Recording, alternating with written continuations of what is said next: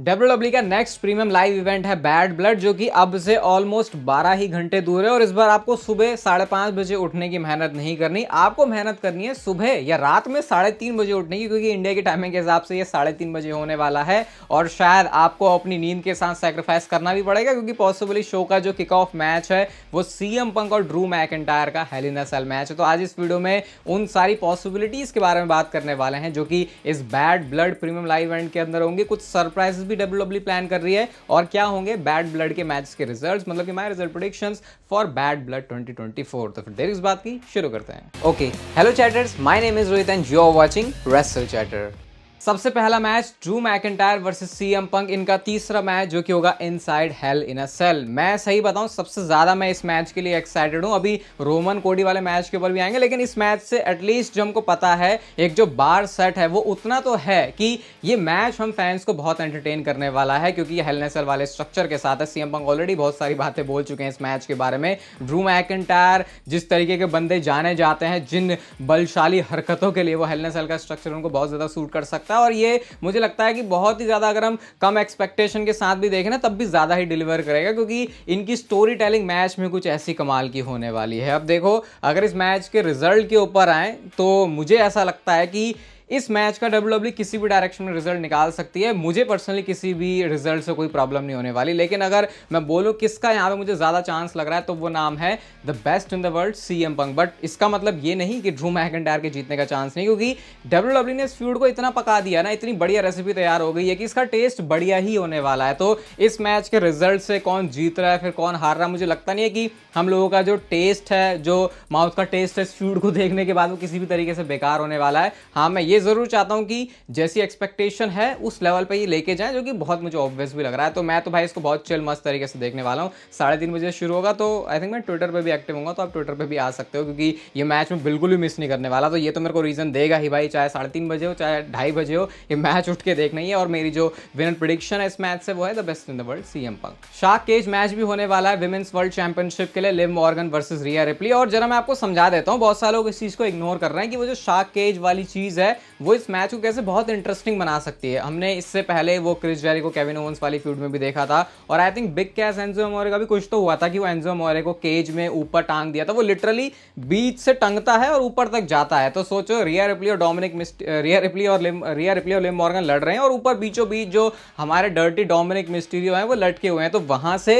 वो मैच में अपना पूरा पूरा इनपुट दे सकते हैं, या क्या पता ये कुछ गलत हरकतें करें कि वो केज नीचे उतरवा दें, या कुछ भी। बहुत सारे अलग अलग सिनेरियोज इस मैच में हो सकते हैं। एंड बाकी लिव मॉर्गन रिया रिप्ली की केमिस्ट्री इतनी तो अच्छी है कि वो एक एंटरटेनिंग मैच डिलीवर कर देंगे। और वैसे भी जब ये दोनों लड़ते हैं तो लोग ये नहीं सोचते कि ये मैच कितना अच्छा देने वाले हैं, सब लोगों का डिस्कशन होता है कि स्टोरी किस तरीके से आगे प्रोग्रेस करने वाली है। तो देखो, मुझे ऐसा लगता है कि रिया रिप्ली अगर यहां पर ये मैच जीत जाती है, इसका मतलब वो चैंपियनशिप भी जीत जाती है, तो एक बेकार बात हो जाएगी कि लिव मॉर्गन का ऐसा लगेगा कि उनके लिए सब कुछ खत्म हो गया है। तो अभी इस स्टोरी को और ज्यादा आगे लेके जाएंगे, और मैं इसको स्ट्रेच करना भी नहीं बोलूंगा, क्योंकि यहाँ पे ये स्टोरी लाइन की डिमांड है कि इसको आगे लेके जाना है, रिया रिप्ली को उस चीज को चेज करना है, ऐसा मुझे स्टोरी लाइन को देख के फील हो रहा है। तो फिर इस हिसाब से मेरी जो प्रेडिक्शन है इस मैच के लिए वो लिव मॉर्गन के लिए ही होने वाली है। और डोमिनिक मिस्टीरियो शार्क केज में होंगे, बंद होंगे, बट स्टिल अपनी बातों से वो डिस्ट्रैक्ट वहां पर रिया रिप्ली को कर सकते हैं। अगर रिया रिप्ली कुछ ऐसा स्पॉट भी करें कि वो केज को ही नीचे ले आए, कुछ मतलब बहुत सारे WWE के पास यहाँ पे ऑप्शंस हैं करने के लिए। तो कुल मिला के रेसलिंग के हिसाब से तो इतना नहीं कह सकता मैं, लेकिन स्टोरी टेलिंग के हिसाब से मैच मस्त होने वाला है। और मेरी प्रेडिक्शन है इस मैच में लिव मॉर्गन के लिए Damien priest versus Finn Balor. ये एक वो मैच है जिस मैच के लिए फैंस बहुत ज्यादा एक्साइटेड थे जब जजमेंट डे की फ्यूड के बारे में हम लोग बात कर रहे थे। लेकिन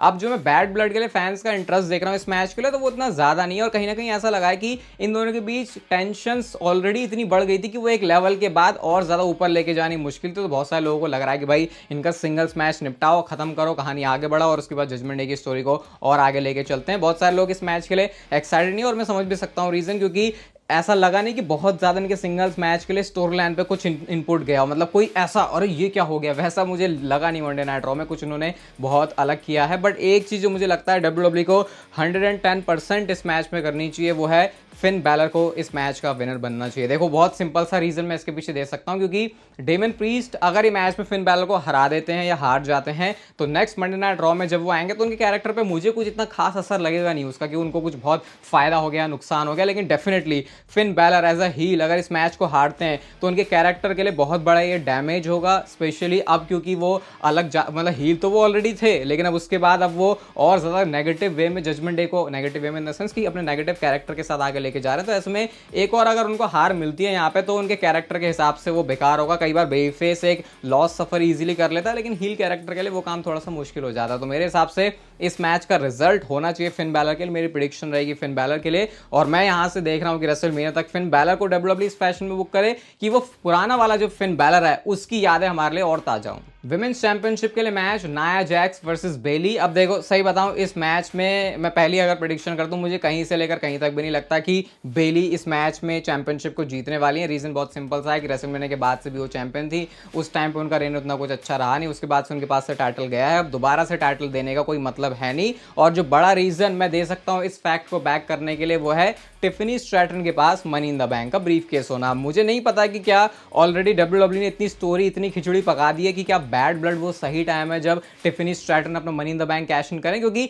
ये स्टोरी तो यहां से बहुत ज्यादा ऑब्वियस लगी रही है। जिस तरीके से हमको स्मैकडाउन में सेगमेंट्स दिख रहे हैं कि टिफनी स्ट्रैटन को थोड़ा सा दब के रहना पड़ रहा है नाया जैक्स के सामने, तो वो तो एक स्टोरी है कि अगर बेली के पास टाइटल चला गया तो फिर इधर ये क्या करेंगे, क्योंकि कैश इन तो मुझे लगता है टिफनी स्ट्रैटन को नाया जैक्स के ऊपर ही करना चाहिए। या डब्ल्यूडब्ल्यूई ये झोल भी कर सकती है कि पहले बेली को टाइटल दे दे, उसके बाद नाया जैक्स आगे जाके जीत जाए किसी इवेंट में एंड देन फिर टिफनी स्ट्रैटन कैश इन करे, तो पॉसिबिलिटी यहाँ पे है। बट एक अगर सिंपल वे में इसको देखा जाए तो बेली यहाँ पर अपनी नाया जैक्स यहाँ पे अपनी चैंपियनशिप को रिटेन कर रही है। कैश इन का बहुत तगड़ा वाला टीज हो सकता है या फिर कैश इन हो भी सकता है, क्योंकि पता नहीं डब्ल्यूडब्ल्यूई क्या सोचती है इस लेवल पे वो स्पीड को लेके जा चुके हैं। क्योंकि जब वो कैश इन होगा नाया जैक्स के ऊपर, जो मुझे लगता है होना ही है किसी पॉइंट पे, तो फैंस उनमें बहुत उसमें इन्वेस्टेड होंगे। बट अभी के हिसाब से मुझे लग नहीं रहा कि नाया जैक्स के हाथ से टाइटल जा रहा है, और मेरी प्रेडिक्शन नाया जैक्स के लिए है। Original tribal chief Roman Reigns and undisputed champion Cody Rhodes versus solo Sikoa and Jacob फाटो, जो कि ब्लड लाइन को रिप्रेजेंट करने वाले हैं। बड़ा वियर्ड सा देख के लग रहा है कि रोमन रेंस हैं ब्लड लाइन के अगेंस्ट में, क्योंकि ये थोड़ी बैड वाली ब्लड लाइन है। अब देखो ये मैच मैंने अभी शुरू के मैच में बोला नहीं, ड्रू मैकिंटायर सीएम पंक के मैच के बारे में, ये मैच मेन इवेंट के अंदर है। मैं आपको बोल रहा था बहुत टाइम से कि ड्रू मैकिंटायर सीएम पंक का मैच ही मेन इवेंट में होना चाहिए, चाहे कुछ हो जाए। लेकिन अब क्योंकि इन्होंने इस मैच को मेन इवेंट के अंदर डाला है, तो मेरी एक्सपेक्टेशन तो बहुत ज़्यादा हाई है इस मैच से। और मैं सही में अगर कल रिव्यू के साथ आऊँगा, जो वीडियो होगी सुबह, अगर इस मैच में वो ड्रामा या वो धमाका नहीं है जो कि मैं सोचता हूँ कि भाई हाँ चलो अब इस हिसाब से इसको मिनी इवेंट में डालना सही था, तो भाई ये तो बहुत ज़्यादा बेकार बात है कि मेरा रिएक्शन भी आपको कल दिख ही जाएगा। तो मेरी तो फुल एक्सपेक्टेशन है इस मैच से। इस बार मैं ये भी नहीं बोलूँगा भाई एक्सपेक्टेशन कम रखता हूँ फिर डिसअपॉइंटमेंट होगी। भाई चाहिए इस मैच से कुछ तगड़ा, क्योंकि इसको तुमने अब मेन इवेंट में डालने का प्लान कर लिया है। सबसे पहले एक जो कंफर्म चीज़ हमको कोडी रोड्स ने बता दी, वो कहते हैं एक वीडियो पैकेज, एक विनियट चलेगा जो कि क्राउन जूल के मैच की तरफ लीड करेगा। अब वो रोमन वर्सेस कोडी का है, वो कोडी वर्सेस सोलो का है, उस सब की खिचड़ी नहीं पता।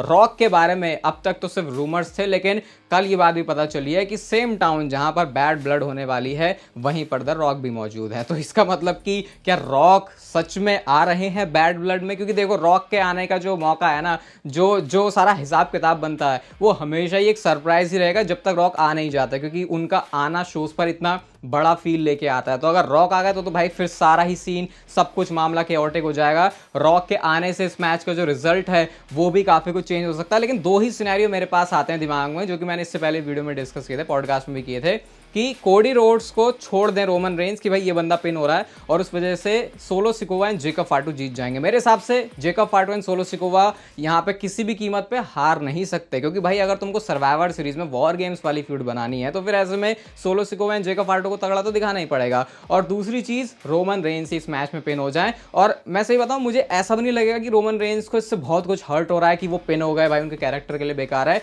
क्योंकि अगर इनको वो बैड ब्लड लाइन और ओजी ब्लड लाइन की स्टोरी बनानी है या रोमन रेंस की ब्लड लाइन की स्टोरी बनानी है, तो रीजन तो देना पड़ेगा, और ये रीजन बहुत बड़ा होगा कि रोमन रेंस पिन हो गए। और अब क्योंकि रोमन रेंस के पास टाइटल भी नहीं है, तो ऐसा भी नहीं है कि रोमन रेंस के पिनफॉल होने से कुछ अलग ही कयामत आ जाएगी। रोमन रेंस अपने उस रिकॉर्ड को अच्छा कर सकते हैं आगे बाकी अपने मैचेस जीत के। तो इस तरीके से डब्ल्यूडब्ल्यूई इस मैच को देख सकती है। बट ऑब्वियसली रॉक का आना इस मैच की जो डायरेक्शन है, इसका जो रिजल्ट है, उसको बहुत हद तक शेप करने वाला है। सोचो सिनेरियो कुछ ऐसा है कि रॉक खड़े हुए हैं, अब उनके पास दोनों ही बंदे हैं मारने के लिए, कोडी रोड्स भी, क्योंकि उनसे तो उन्होंने बोला ही था पंगा है, रोमन रेंज भी अब एक उनको बहुत वैलिड रीजन दे चुके हैं क्योंकि वो कोडी रोड्स के साथ टीम में आ रहे हैं। और क्या रोमन रेंज को बात पहले से पता नहीं थी कि रॉक की कोडी रोड्स से दुश्मनी है? तो फिर जिस भी डायरेक्शन की तरफ WWE हमको रेसलमेनिया के लिए लेके जाना चाहती है उस हिसाब से कुछ भी एंगल यहाँ पे प्लान हो सकता है। तो फिर जिस हिसाब से मैंने आपको इस मैच के लिए चीजें बताई हैं, अगर ये सब कुछ हो रहा है तो आई थिंक इसका मेन इवेंट स्पॉट में आना सही चीज है, क्योंकि अगर रॉक आ रहे हैं और उनको बिल्कुल शो के ओपन में या फिर सेमी मेन इवेंट में डाल दे तो वो थोड़ी सी ऑफ वाली वाइब देगा कि यार रॉक आए और वो शो के मेन इवेंट के अंदर नहीं है।